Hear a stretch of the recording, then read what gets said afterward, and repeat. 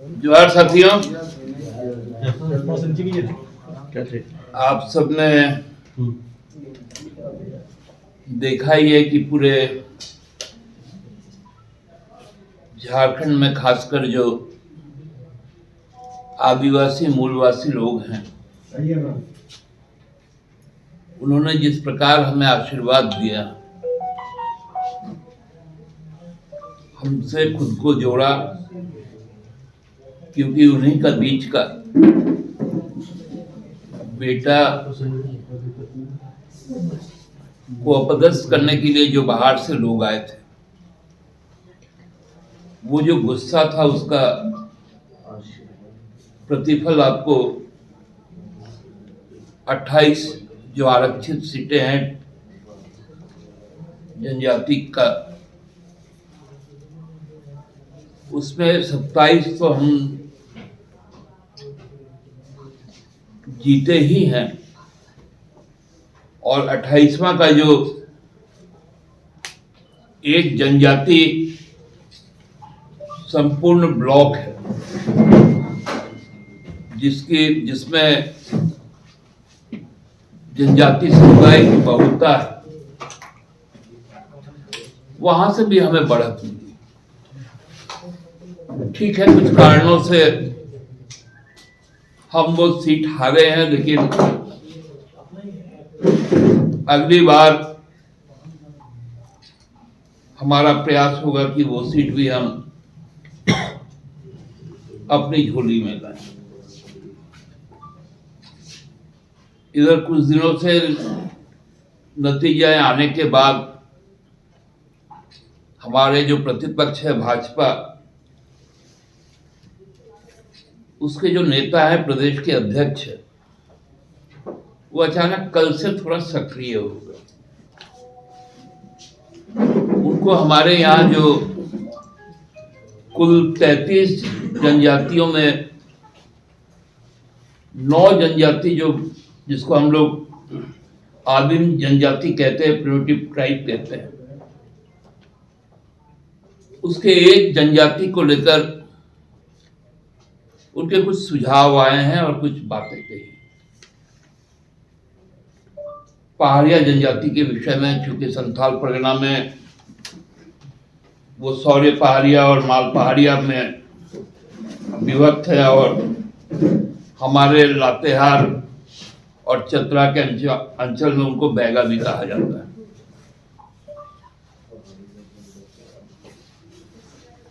बाबूलाल जी को हम थोड़ा उनके इस गंभीर विषय को लेकर उनको थोड़ा बताना चाहता हूं। हमारे राज्य के बगल में 2 जनजाति बहुल राज्य है, एक छत्तीसगढ़ है, एक ओडिशा है। ओडिशा में भी उनका ट्राइबल सीएम है और छत्तीसगढ़ में भी उनका ट्राइबल सीएम। ओडिशा में भी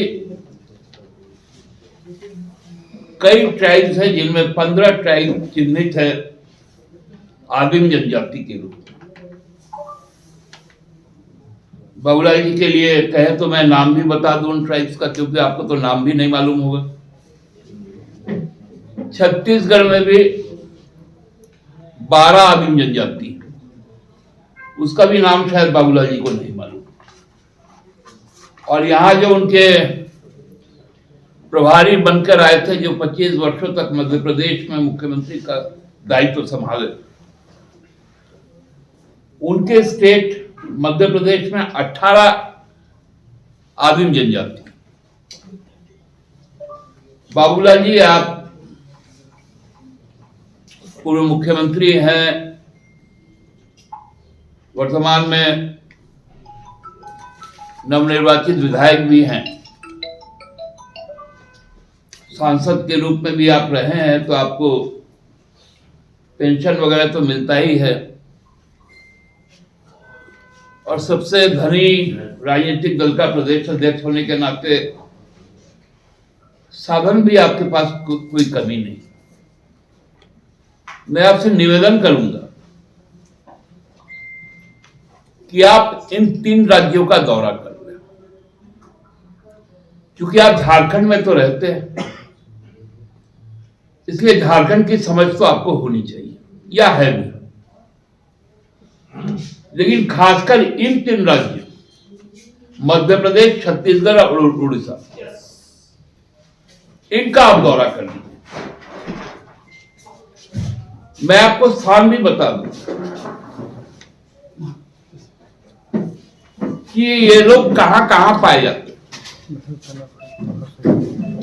किस अंचल में इनका निवास है और उनको किस नाम से उनको पुकारा जाता है। सामाजिक स्थिति, आर्थिक स्थिति,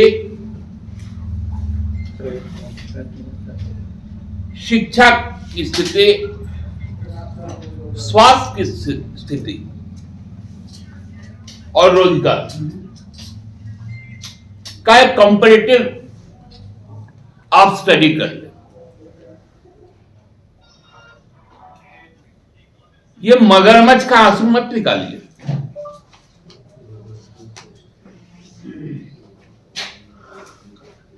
जिस बात की आपको जानकारी नहीं,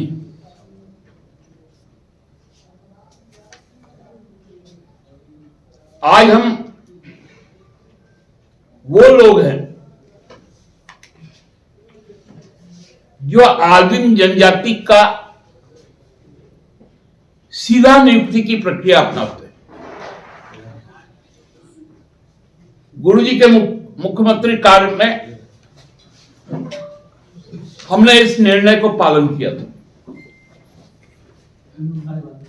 हेमंत बाबू ने भी किया, और आपको चिंता सता नहीं।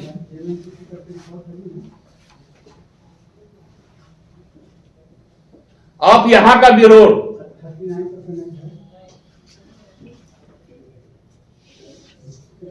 यहां का बैगा,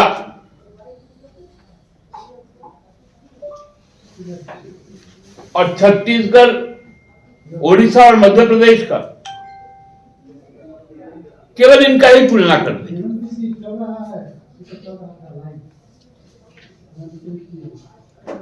तो आपको समझ में आ जाएगा। अब तो कम से कम संभल के बात किया जाए, मत पड़िए इनके चक्कर में। जो बाहर से आए, आसाम में जो काम करते हैं चाय बागानों में, इसी छत्तीसगढ़, उड़ीसा और झारखंड के लोग वहां पर मूल रूप से जिनका निवास है, वो लोग चाय बागान गए। आपने कभी आवाज उठाया क्या कि उनको जनजाति के रूप में रिकॉग्नाइजेशन दीजिए? आप केंद्र में मंत्री रहे,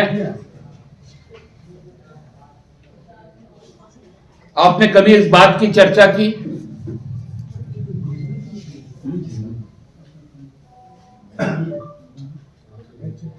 कहां गए आपके वो सब सुरमा सब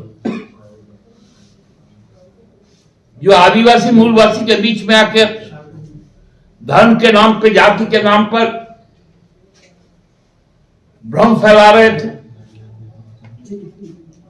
आज बाबूलाल जी को सवाल करना चाहिए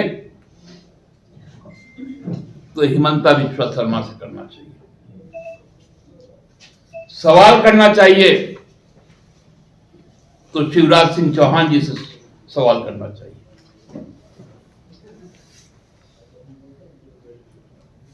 अभी आने वाले दिनों में बाबूलाल जी आपको कई पाठे पढ़नी है और जनता आपको पाठ पढ़ाएगी। एक अच्छे